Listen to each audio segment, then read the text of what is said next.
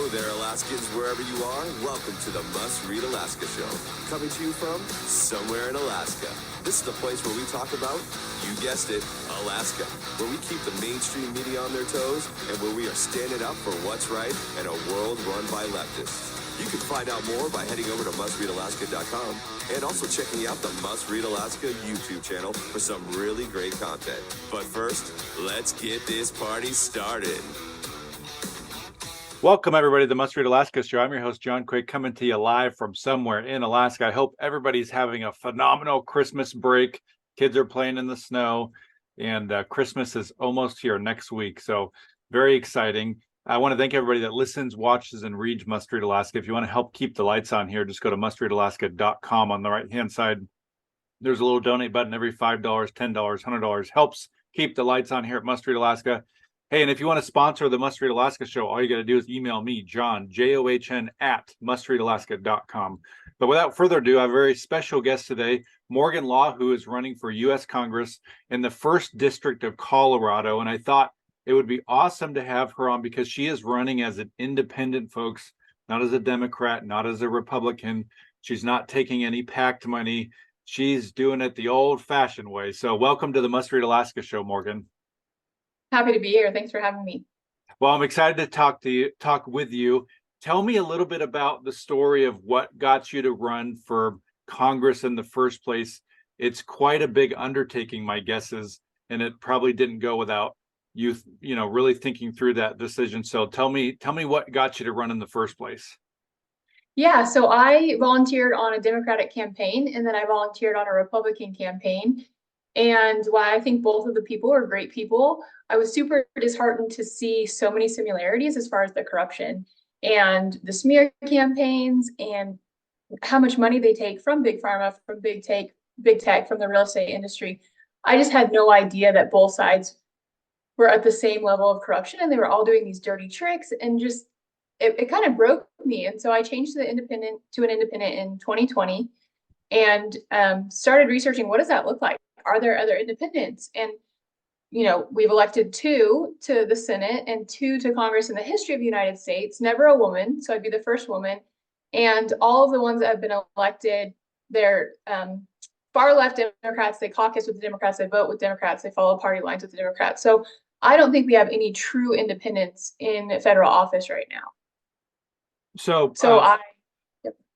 Oh, sorry, we got a little bit of a delay here. So you decided to throw your name in the hat. How's it been since that? My guess is tons of work. You're probably on the campaign trail every day of the week, right? Yeah, lots of work, and I love work. I'm a construction worker, so that's my day job. I've done that for over 10 years. Very blue collar. I'm on the job sites doing construction. And I have 2 little kids, and I keep talking about the differences I want to see, not only at a national level, but here in Colorado. And so, after 4 years of talking about it, I'm like, it's time to do something. It's time to make a hard sacrifice and go for it. So we mortgaged our house to fund the campaign. I'm going to take a year off of construction work and just sacrificing time with my family and the other things that I have going on. I also run a nonprofit and just campaigning. So I'm campaigning all the time. I'm at events all week. I'm knocking doors. I'm making phone calls. It's very hard as an independent to spread your message and get your name out there. And the challenges are endless with an independent. We don't have a party backing us. Mm-hmm. The Democrats and the Republicans, they raise funds based on hate of the other side. So it's very easy for them to raise millions of dollars. Well, independent, everyone's like, yes, I agree with you. This sounds great. But it doesn't get the excitement to raise the funds that you need. And so it's very grassroots. So what are you hearing from folks as you're chatting with them at events or just knocking on doors? What are some of the things people are caring about and maybe sick about? Yeah, and I've already talked to thousands of people, and I have 800,000 people in my district. Every district in Colorado is 800,000 people, and we have high voter turnouts. I mean, we're talking over 450,000 voters per district. It's a lot of people to get in front of.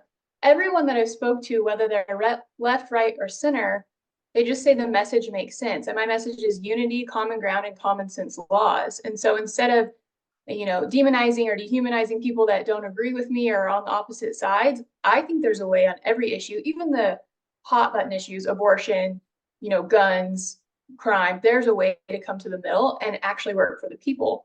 But you can't do that when you're part of the two-party system right now because their vote is so bought off, they're so paid for, they're so corrupt. They don't vote for their constituents, they vote for their party. So do you think there's something to be said for trying to find some common ground? I think in today's political world, it's like, well, you don't agree with me, so you're a bad person. Do you think that's kind of what people are sick of being the only option on the table? Yeah, people are tired of that rhetoric and they're tired of, I think there's finally a point where people are seeing behind the curtain of the mass media and that they are driving division, that our current government is driving division. And I get it. That's how they raise funds. That's how they campaign. That's how they've been able to keep themselves in office and become millionaires and elitist. But the people are finally starting to see like, this is crap and it's not working for us. So 50% of America is unaffiliated now. It's the highest number it's ever been. Those are independent voters. But what happens is they say, I'm pro-life, so when I get to the voting booth, I'm voting Republican, I'm safe, or I'm pro-choice, so I'm voting Democrat because that's safe. What we need is people to get to the voting booth and say, I don't actually agree with the corruption on either side. If you have an independent representative, down ballot, up ballot in your area, for you to be brave enough to vote for them, especially the unaffiliated voters, we outweigh Democrats and Republicans twice over. But people get there and they just vote what's comfortable. We need people to start voting brave, and that could, if we elected 5 independents into Congress, we could change the country in one election cycle.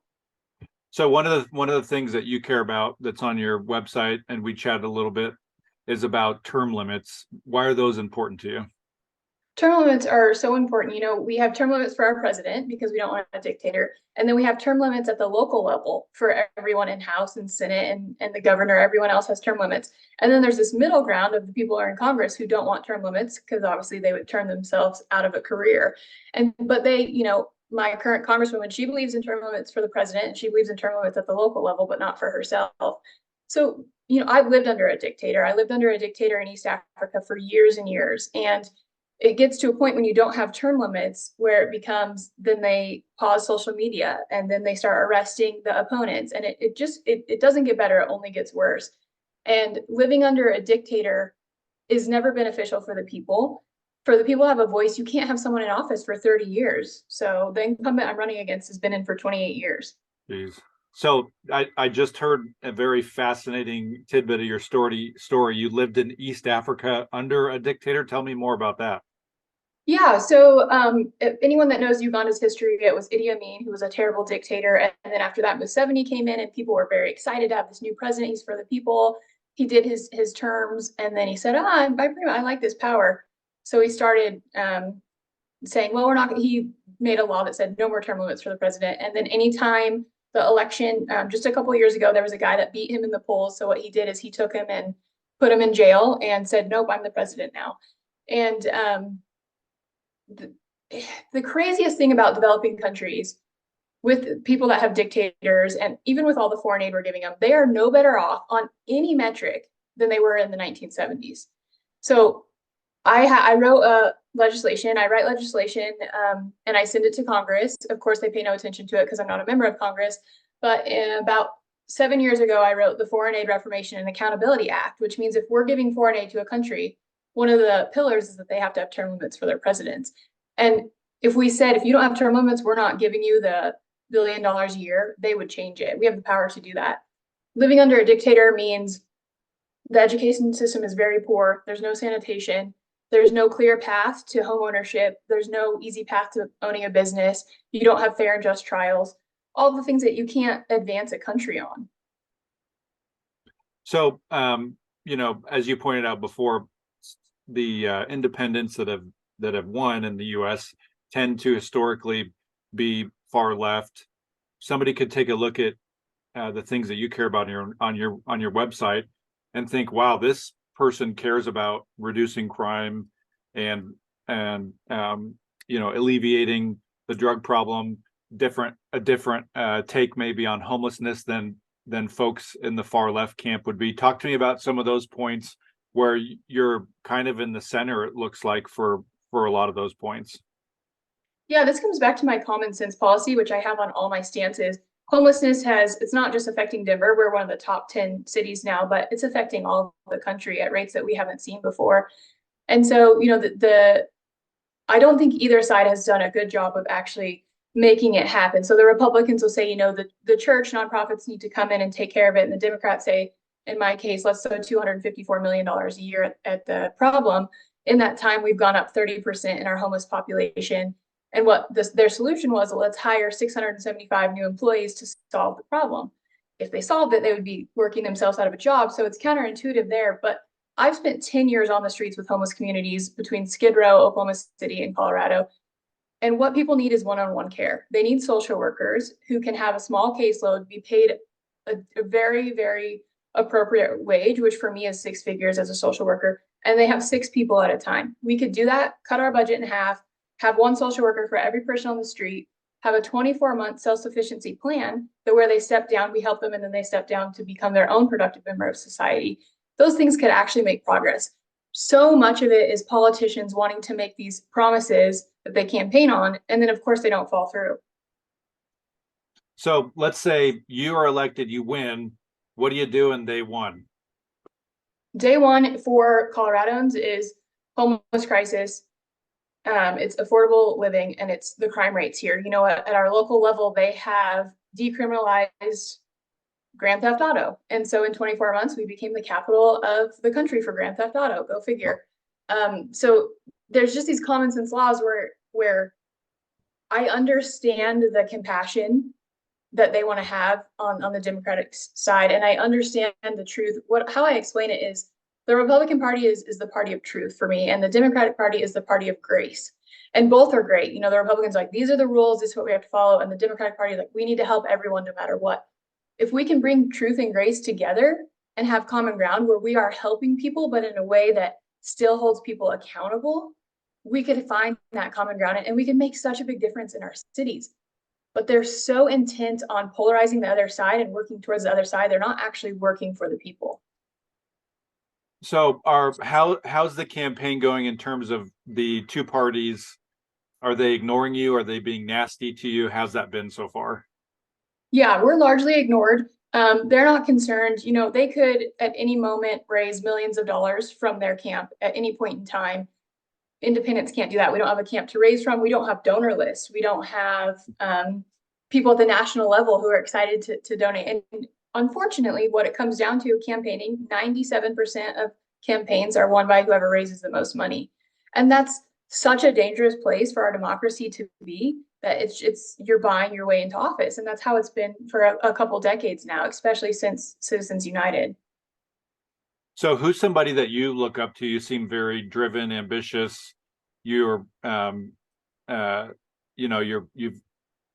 done quite the undertaking here of running against somebody who's been in there for, I think, 25 years or 28 years, whatever you said. That's going to be it's going to be a tough thing to do, but there's got to be, who's somebody that you've looked up to that's been a hero to you that kind of keeps you going? Yeah, I mean, first and foremost is my mom, who's just an incredible woman, hardworking.